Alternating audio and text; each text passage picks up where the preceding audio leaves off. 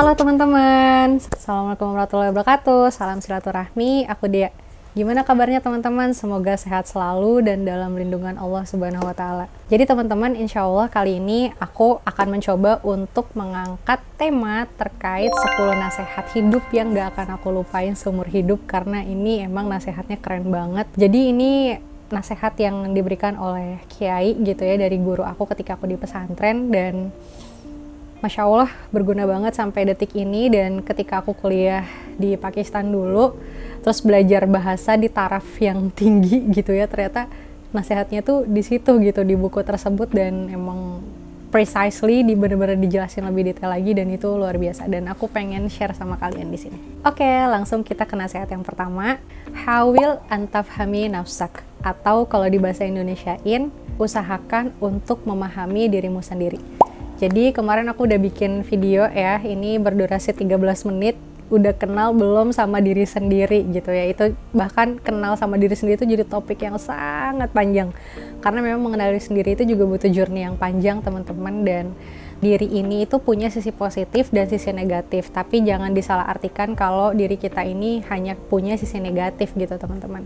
Kita juga punya potensi, kita punya sisi positif, dan jangan ragu untuk menaklukkan konflik gitu.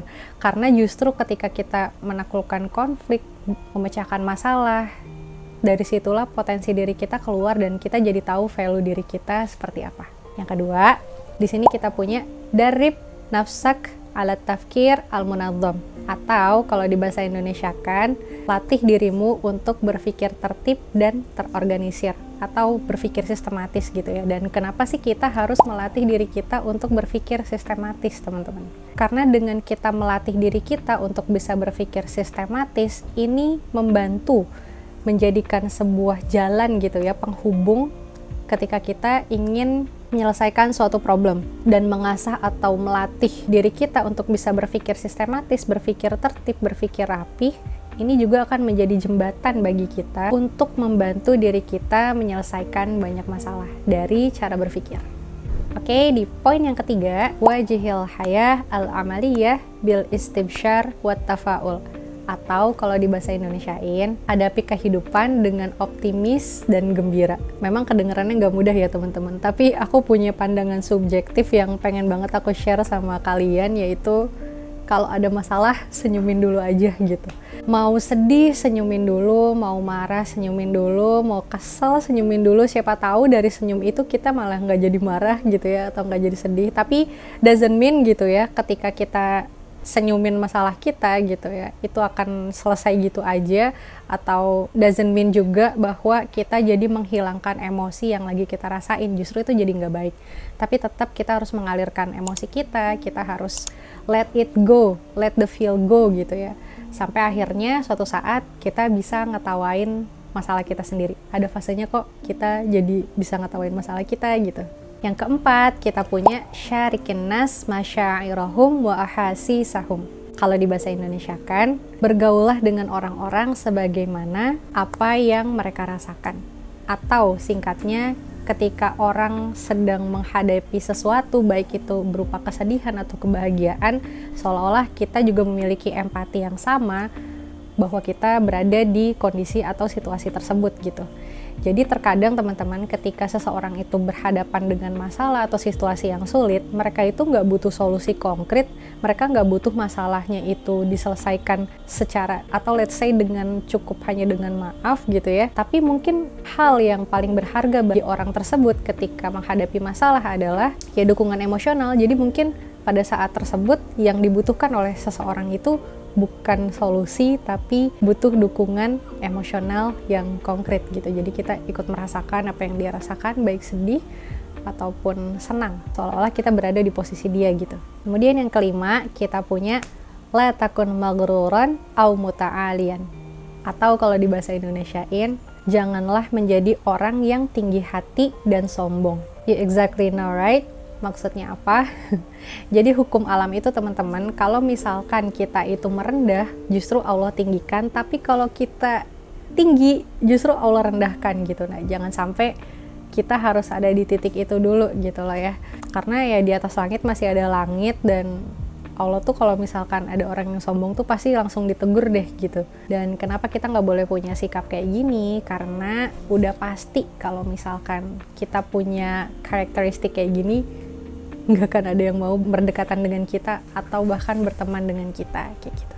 Yang keenam, kita punya la tai'as minal fashal wattakhidh minhu tariqan. Jangan pernah putus asa dari kegagalan dan jadikan itu sebagai pelajaran hidup. Jadi teman-teman boleh cek deh orang sukses manapun gitu ya, pasti mengalami yang namanya kegagalan. Bahkan ada juga gitu ya yang menyebutkan bahwa kalau masa muda itu masa-masanya kita menghabiskan kegagalan gitu. Jadi biar aja dia masa muda tuh buat waktunya gagal dulu gitu. Nanti kalau misalkan udah waktunya, ya kita ketika kita tua nanti gitu ya, itu kita tinggal menuai apa yang udah kita lakukan. So, jangan takut untuk menghadapi kegagalan. Yang ketujuh, ini kalau dari bahasa Arabnya panjang, tapi insya Allah ini nggak terlalu berbeda sama poin yang sebelumnya. Ij'al yawma dukhulika fil hayah al-amaliyah bidayati ta'allumi asyaq at-tawil. Atau kalau di bahasa Indonesia kan, jadikan pengalaman hidupmu sebagai awal untuk mempelajari kehidupan yang panjang.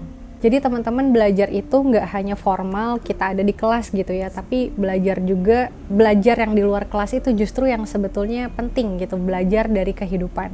Karena nggak ada tuh kita kayak manajemen emosi itu diajarin di kelas gitu ya, atau menaklukkan masalah itu juga diajarin di kelas, kan itu kan dari kehidupan ya gitu. Dan jangan takut untuk bergesekan dengan kehidupan, karena dari situlah potensi kita tumbuh atau kita jadi manusia yang bertumbuh, jadi manusia yang lebih baik lagi. Yang kedelapan, kita punya kun afal lisan qalilul kalam, atau kalau misalkan di bahasa Indonesia kan berkatalah baik dan sedikit bicara. Jadi teman-teman, ternyata berkata baik itu merupakan sedekah teringan ya, sama kayak senyum gitu.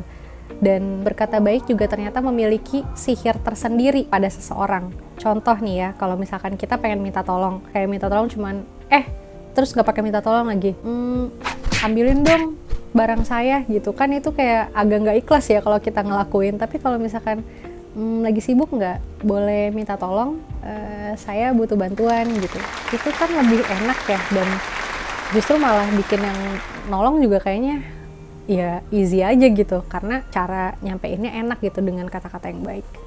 Dan kalau misalkan kita jadikan berkata baik itu sebuah kebiasaan, maka hal ini akan menjadi pengaruh baik bagi diri kita sendiri dan juga bagi orang-orang yang ada di sekitar kita.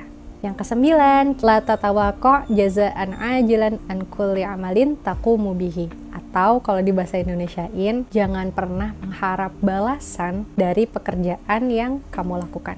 Kayak kalau ada istilah take and give, aku lebih prefer ke give and give. Ini juga merupakan nasihat dari ibu saya gitu ya. Ketika kita memberi, ya udah memberi dan lupakan.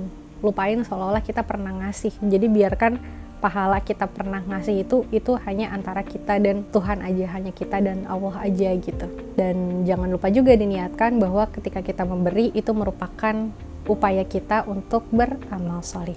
Dan yang terakhir, yang ini juga merupakan poin yang sangat banget aku pegang, yaitu ya'lam annan nas mukhtalifun, atau ketahuilah bahwa setiap orang itu berbeda-beda. Jadi setiap individu, setiap manusia itu hakikatnya itu berbeda-beda. Hampir tidak mungkin kita menemukan dalam dua orang gitu ya memiliki kesamaan yang sama persis, precisely, itu hampir nggak mungkin.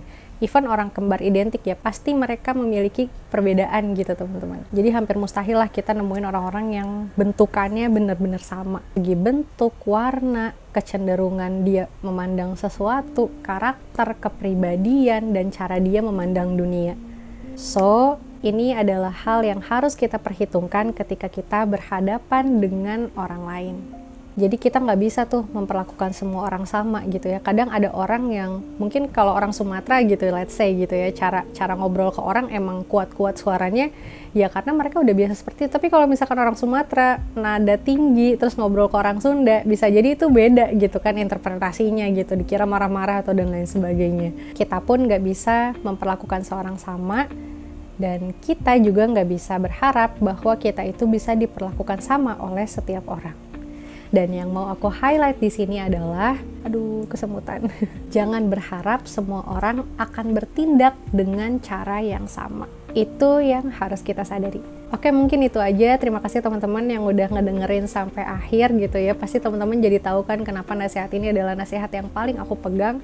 Bahkan setiap awal mula aku membuat konten gitu ya, baik itu di Instagram atau aku bikin broadcast di Telegram, itu hal pertama yang aku share adalah value ini gitu, karena aku merasa ini value yang keren banget untuk kita pegang selama hidup kita. Dan kalau misalkan teman-teman ngerasa video ini bermanfaat, teman-teman boleh banget untuk diskusi sama teman terdekat kalian, boleh like, dan aku juga pengen tahu pendapat teman-teman gimana soal 10 wasiat nasihat kehidupan ini gitu ya di bawah. I would love to read all of your comment. Terima kasih banyak yang sudah mendengarkan sampai akhir. Sampai ketemu di video selanjutnya. Wassalamualaikum warahmatullahi wabarakatuh. Wassalam.